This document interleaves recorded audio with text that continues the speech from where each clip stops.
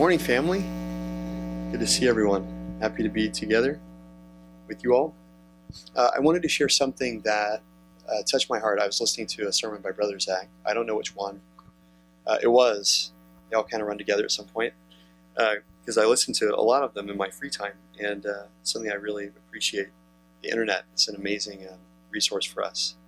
I can't imagine not having the gifts and access to knowledge that we have now. It's such a blessing. But anyway, I was listening, and something really touched me about how God gives grace that matches the trial that we're going through. God gives us grace for the trial. I think sometimes I don't know if anyone's like this, I can kind of get caught up in my head going through various scenarios of, and mind games on just kind of outlandish scenarios where, will I be able to overcome an XYZ situation? If this kind of thing happens, will I be able to overcome? And it's ridiculous, but my mind kind of does that. And this picture that Brother Zach used really put my mind at ease. I feel like it gave me peace. And so I wanted to share it because it really touched me. But he basically said, if you have a child and you need something from the market that costs 50 cents, you give them 50 cents. And they go to the market and they get it and they come back. He said, if you need something that costs $20, you wouldn't only give them 50 cents. You'd give them the amount they need to make the purchase that you have sent them to make. And he said, God is a loving Father. He won't send us into any trial without giving us what we need to make it through. And that really, really blessed my heart. And put a lot of my fears to ease about, going through all these scenarios. We think about persecution, which may be coming, or, all sorts of just things that can enter your mind or enter my mind and create fear in my heart, thinking, God will never send me to the market without the money, so to speak, that I need to make. If there's a $20 transaction or trial in my future, he'll give me $20 worth of grace. I don't need to worry about it. I don't need to be afraid that I'm going to be caught with 2 quarters in my pocket when the $20 trial comes, so to speak. And I was really blessed by that. And I saw it.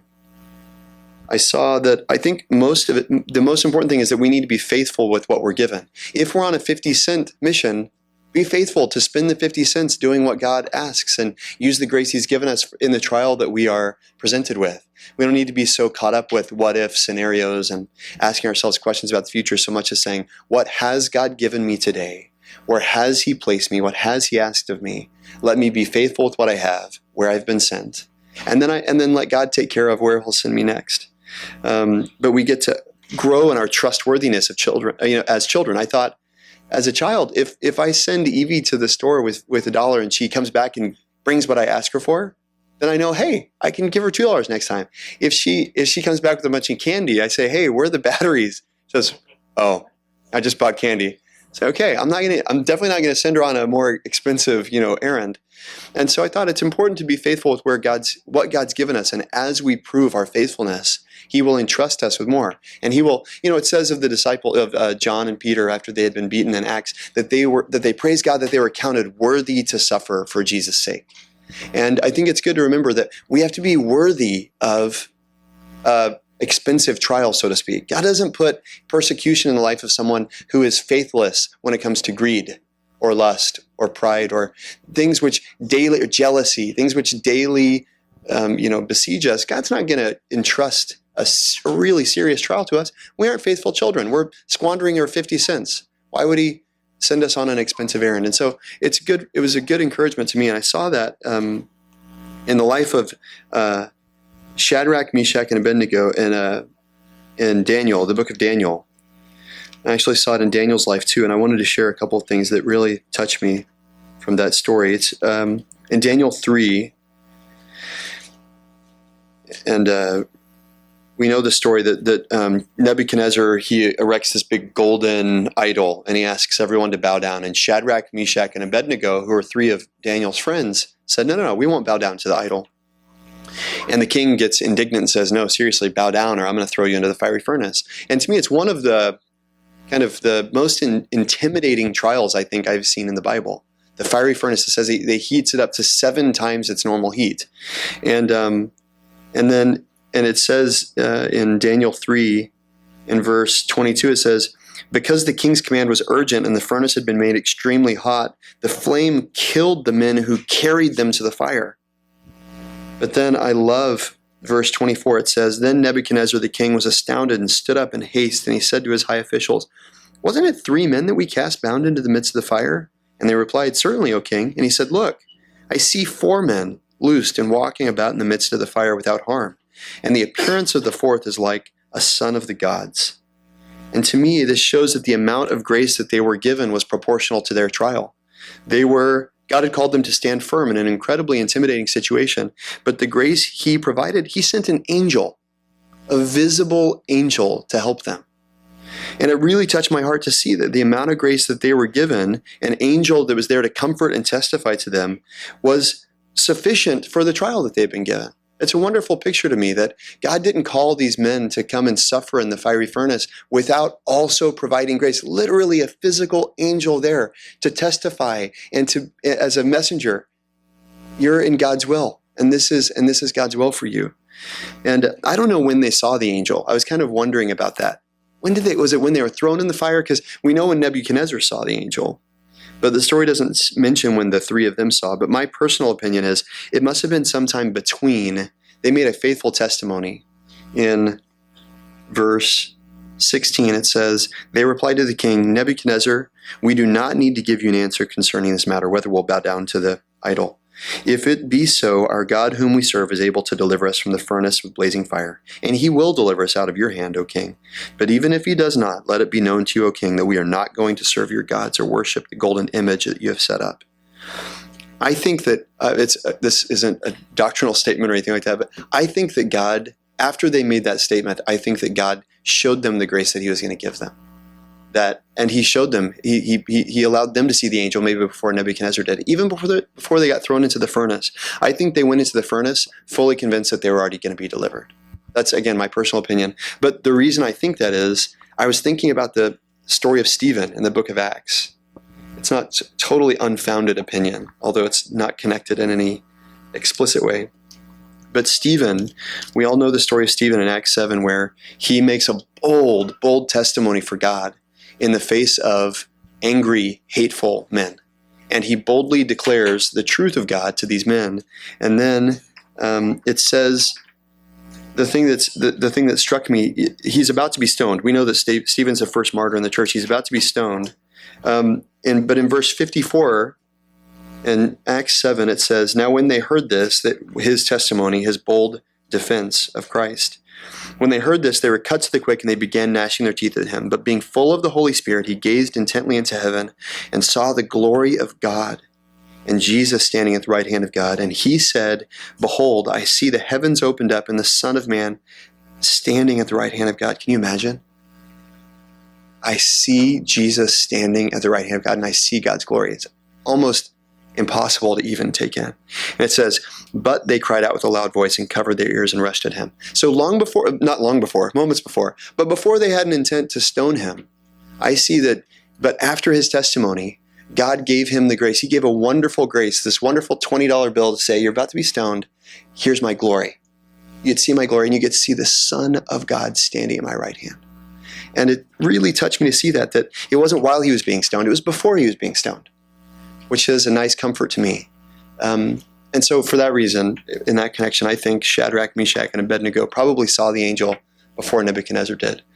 But it gave them strength for the trial. That's the point I'm making. It gave them strength for the trial. And they did not go into the trial without the strength that they needed. And that's the Father that we serve. That's the loving Father that we serve. I see the same thing in Daniel, back in Daniel's own life. We all know the story of Daniel in the lion's den, or at least that phrase, even if we don't know the story, but it's in Daniel 6.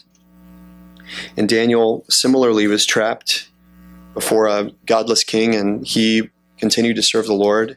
And the king had him thrown into a den full of lions.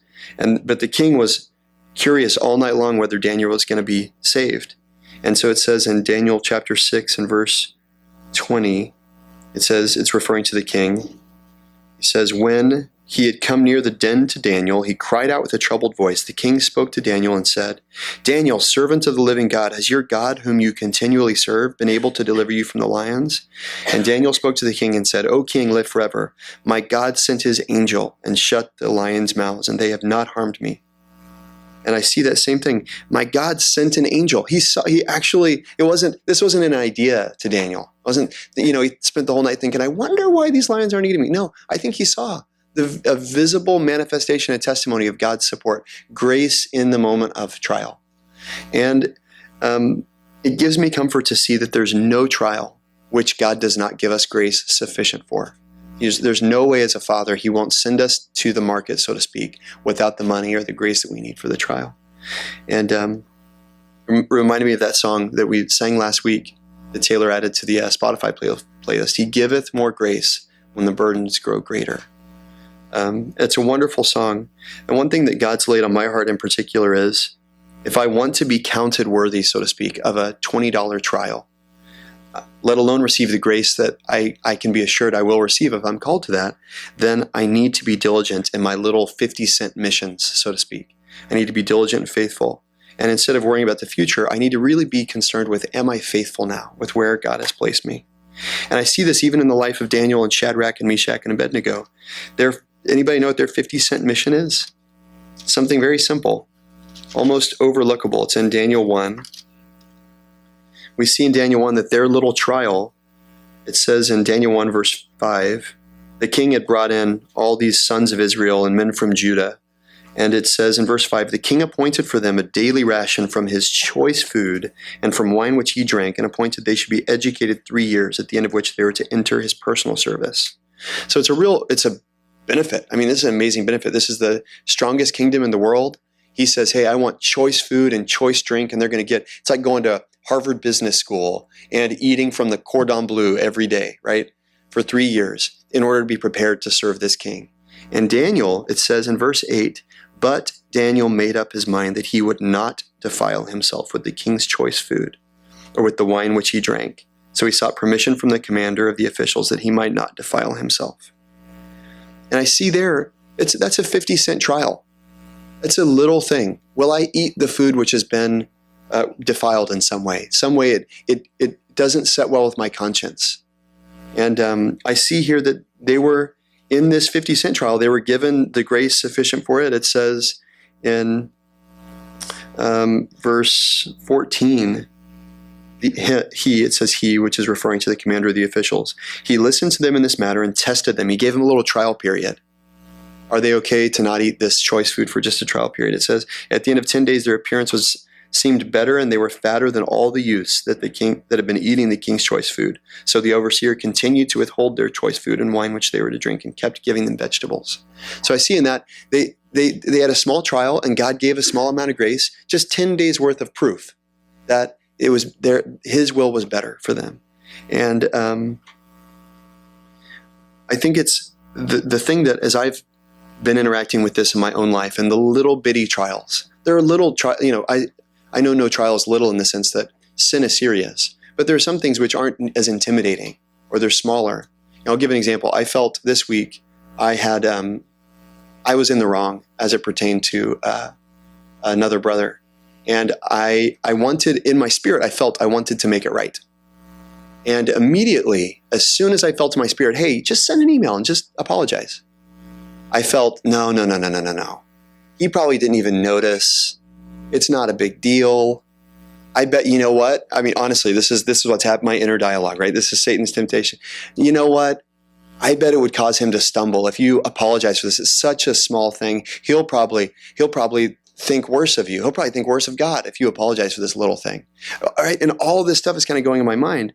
And it's so easy to make a compromise, right? You see I thought with Shadrach, Meshach, Abednego, and Daniel, it's the king's choice food. They say, hey, I want to get an ear with the king.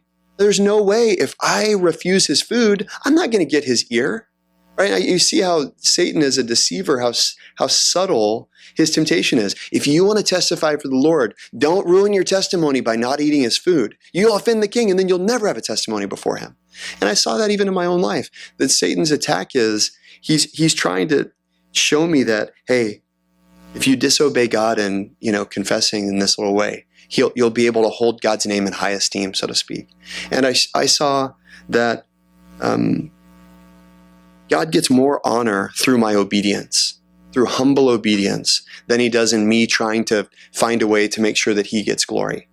God, it's impossible to bring honor to God if I'm disobedient in even the littlest thing.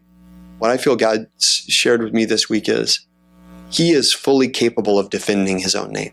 I don't need to worry about, am I going to, do I need to be a defender of his name and be, hopefully you understand what I'm saying.